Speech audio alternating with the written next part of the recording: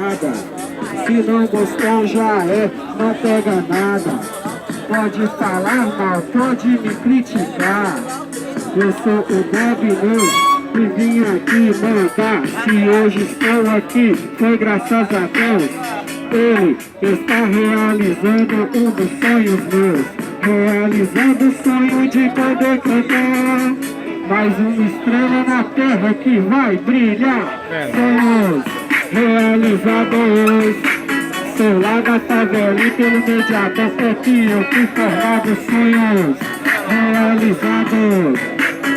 Sou o lado doce, é por lá que eu tenho andado. Desde pequeno eu fui crescendo numa situação. Minha mãe sofrendo no veneno com os meus irmãos. Essa história na favela é muito conhecida. Minha mãe jogada com os seus filhos na vida. Uma mãe largada, pesada, esquecida.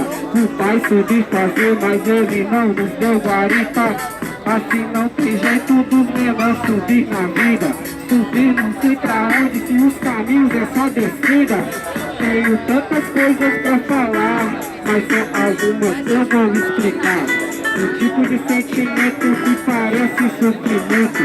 Relatos que se apagarão com o passar do tempo.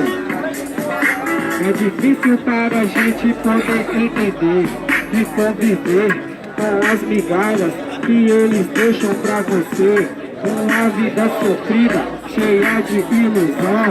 O pobre só alcança onde ele põe a mão. Mas um certo dia a vida mudou de repente. Eu não via muito, mas passava lá na frente. Lembrei de um sujeito que na obra foi valente. Não era meu irmão, mas considero finalmente. Mas considero finalmente. Sonhos realizados. Sou lá da favela, pelo mediador é que eu fui formado. Sonhos realizados. Sou lá da favela e pelo mediador é que eu fui formado. Desde pequeno eu nunca fui em um quiosque, mas eu passei muito lá na rua do gosto. E foi passando lá é que senti a emoção de estar no palco com o microfone na mão. Com o microfone na mão. É isso aí, É nóis, faz barulho aí, é nóis! É isso aí! Sei que vamos... Não, pode mudar vocês aí, é A, B, esperem um pouco. Ô gente, isso aqui é pra quem gosta